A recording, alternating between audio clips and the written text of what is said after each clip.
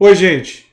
Com grande alegria que eu digo para vocês que hoje nós vamos ter a participação do Dead Consense em uma parceria aqui com o canal A Nova Máquina do Tempo. E eu vou me apresentar rapidamente para o público do Dead Consense que talvez não me conheça. Eu sou André Teixeira Jacobina, tenho esse canal, A Nova Máquina do Tempo, e eu sou licenciado, bacharel em História, mestre em História Social, pesquisando política e partidos políticos, e fiz um doutorado em Saúde Pública, pesquisando a relação entre partidos políticos e movimentos sociais. Se pode dizer que o estudo da política é a minha especialidade. E uma coisa legal dessa parceria com pessoas como Dead Consense, com outras pessoas que eu tenho feito parcerias, é que nós temos especialidades diferentes. Então isso me levou a realizar essa parceria fazendo perguntas para o DED sobre aspectos da dimensão jurídica que eu não tenho conhecimento. Quero agradecer de forma bastante intensa a participação do DED aqui no canal e então vamos às perguntas que eu fiz e às respostas do DED para essas perguntas. Eu não chamo ele o tempo todo de Dead Consense, eu abrevio para chamar de Dead, enfim. Mas é isso aí, galera. Vamos às perguntas. Minha primeira pergunta é a seguinte: com tudo que já sabemos devido a Vaza Jato, parece que nada acontece com Moro, Deltan e demais figuras da Lava Jato. O fato das provas terem sido obtidas de forma ilegal significa que o custo que eles irão pagar, se pagarem, será apenas político, mas dificilmente jurídico, pois parece que vai dar em pizza. Fala, André! Cara, eu preciso começar agradecendo o espaço aqui no seu canal e ressaltando que eu tenho uma honra imensa de estar aqui, porque, como eu já disse antes, eu considero que você faz uma das melhores análises políticas do YouTube. Quero pedir também um pouco de paciência dos seus inscritos, porque eu estou em um quarto, do lado de uma cozinha na hora do almoço, de uma lavanderia com as máquinas funcionando e de uma obra. Então, vamos ver o que a gente consegue produzir aqui dentro dessas condições, beleza? Vamos lá. Bom, sobre a primeira pergunta, as provas obtidas por meios ilícitos só podem ser usadas em benefício do réu, ou seja, para pedir a suspeição do juiz e dos membros do Ministério Público, bem como a nulidade dos atos praticados por eles, beleza? Já para punir os responsáveis, não só eles, mas nós aqui também, e é sempre importante ter essa consciência, essas provas não podem ser usadas. Gravações, interceptações telefônicas ou de dados como o Telegram, só com autorização do juiz, certo? Essa é uma garantia de todos, inclusive do Moro e do Deltan. Essa é a regra do jogo. Eu concordo com isso, André, parcialmente, e eu explico.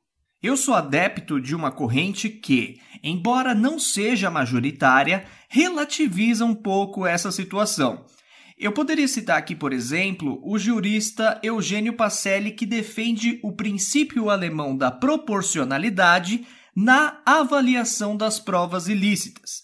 Isso significa, André e ouvintes, que quando o conteúdo da prova ilícita for de interesse da sociedade, ela pode ser usada pelo judiciário de forma excepcional.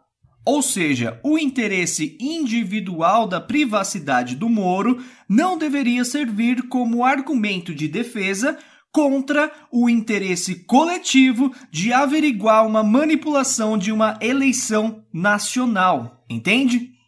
Então, respondendo à sua primeira pergunta, tem caminho jurídico para punir os responsáveis com provas ilícitas? Tem. Qual é? O princípio da proporcionalidade, que vai ponderar os interesses do indivíduo com os interesses da sociedade para dizer se vai ou não considerar aquelas provas. Mas, como eu disse, é um caminho difícil, porque não faz parte da corrente majoritária brasileira. Poxa, excelente resposta. Obrigado, Ded. Foi bom você ter apresentado a corrente da proporcionalidade e realmente eu concordo inteiramente com ela. Ou seja, em um caso, por exemplo, que a privacidade da pessoa não afeta a sociedade em geral, É lógico que essas provas não deveriam poder ser utilizadas tendo em vista a questão da privacidade. Mas em um caso que afeta a democracia de um país inteiro, faz todo sentido que essas provas sejam utilizadas. Mas como você bem disse, me parece que será muito pouco provável, tanto por essa corrente ser minoritária, como pelo fato, e aí é uma visão minha, que a conjuntura política tem muito a ver com isso, ou seja, as leis e o que se aplica nas leis tem a ver com correlações de forças existentes na sociedade. Não deveria ser assim. Os poderes deveriam ser mais independentes. Mas a gente percebe cada vez mais a influência da opinião pública, a influência de forças do executivo e de outras áreas sobre as decisões jurídicas. Elas não me parecem inteiramente independentes, né? Então, para que a perspectiva da proporcionalidade fosse utilizada, me parece que seria necessário, primeiro, uma mudança da conjuntura, da correlação de forças no âmbito da política. Essa é uma opinião. Eu gostaria de acreditar que o jurídico era mais independente, seria mais independente, mas a gente tem visto que não tem sido assim, não é? Vamos à minha segunda pergunta. Minha segunda pergunta é: qual a sua posição sobre a CPI Lava Toga e a Lei de Abuso de Autoridade? Será que essas iniciativas têm alguma chance de minimizar os excessos do judiciário e o arbítrio que parece permear esse poder? Minha posição é bem simples, André. Se esses instrumentos forem feitos dentro dos limites democráticos legais, não há nenhum problema. A CPI é, sobretudo, um inquérito que, apesar da semântica do nome, pode funcionar como defesa daquele que nada deve, entende? Diferente do que muita gente pensa, o inquérito funciona como uma espécie de filtro para não sair abrindo processo crime contra todo mundo. Muitas vezes, nessa fase que a gente chama de pré-processual, o cara consegue demonstrar que não tem nada a ver com a acusação e nem é processado. Salvo engano, foi o que aconteceu com o Davi Miranda. Ele foi acusado recentemente de movimentar uma grana estranha aos seus rendimentos. O que ele fez? Ele foi e provou que estava tudo dentro da lei. Pronto, arquivou, morreu. Se o fato não foi bem esse, essa dinâmica serve de exemplo para o que eu estou falando. Diferente do Flávio Bolsonaro, que correu dos depoimentos e tentou parar as investigações do Supremo. Eu penso que, até politicamente falando, seria mais viável ele procurar o contador, pedir lá para ele demonstrar os ativos e passivos dentro da regularidade e mostrar o laudo para o Ministério Público ou para a Polícia Civil. Pronto! Então, esse é o primeiro ponto. Juridicamente falando, quem não deve temer um inquérito. O outro ponto dessa CPI é a possibilidade de um poder investigar o outro. Aqui até há alguma divergência, né? Para mim, eu fico com a posição que não só pode, como deve. Aquele Montesquieu que falou sobre separação dos poderes também falou em freios e contrapesos, que, em palavras mais simples, é justamente a possibilidade de um poder fiscalizar o outro. Isso acontece o tempo todo, quando o judiciário anula um ato inconstitucional do executivo ou declara inconstitucional uma lei que passou por todos os trâmites legislativos, ou ainda quando você olha para uma das funções típicas do legislativo, que é fiscalizar os atos do executivo. Então, por essas premissas, André, é fácil de concluir que o legislativo pode sim investigar o judiciário. E se esse não deve nada, não deve tentar barrar a CPI, e sim demonstrar lá que não há nada de errado. É até meio que simples, não é? Adorei a analogia entre o David Miranda e o Flávio Bolsonaro, né? O Flávio Bolsonaro tentou e conseguiu, né, parar a investigação sobre ele, e isso leva a gente a especular a probabilidade alta de sua culpa, embora a gente não possa afirmar porque, enfim, a investigação foi paralisada. Eu gostei muito de sua resposta, Ded, e tenho poucos comentários a fazer sobre ela além disso, então eu vou direto para a minha terceira pergunta. Como você reage à declaração de Janot, que Janot planejava matar Gilmar Mendes? O que isso te diz sobre o estado das nossas instituições? Cara, eu não tive a oportunidade de ler o livro, então eu vou me basear no que eu li na imprensa mesmo, beleza? Segundo o que foi noticiado, no dia 11 de maio de 2017, o Janot manipulou a arma por debaixo da toga, mirou para o ministro com o dedo no gatilho, mas a mão de Deus o impediu de disparar. Isso, a meu ver, é uma confissão de crime de homicídio tentado duplamente qualificado, por motivo fútil e por recurso que torna impossível a defesa da vítima. No caso, a coisa toda acontecendo ali debaixo da toga. Há quem diga que não, porque essa tentativa só se configuraria com o disparo.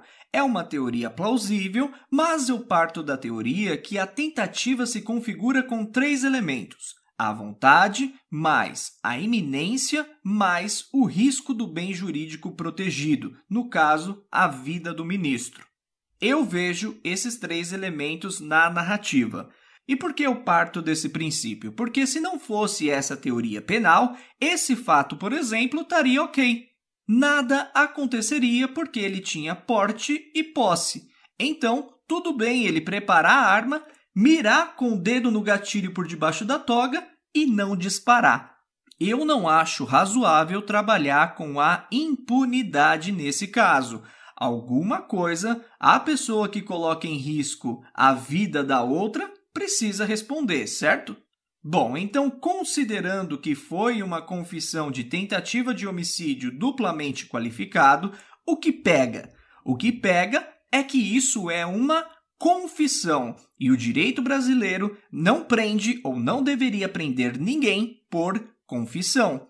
A partir da confissão, você levanta um inquérito para apurar o fato e encontrar provas de que ele realmente aconteceu. Por exemplo, o local que o Janot disse que manipulou a arma tinha câmera e não há nada que indique essa movimentação na gravação, bem como a narrativa dele está cheia de inconsistências.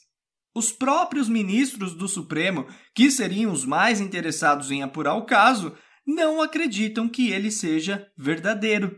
Seria basicamente uma fantasia que se passou na cabeça dele. Esse é o primeiro ponto. O outro ponto é que há quem fale nos crimes dos artigos 286 e 287 do Código Penal: incitação ao crime ou criminoso e apologia de crime.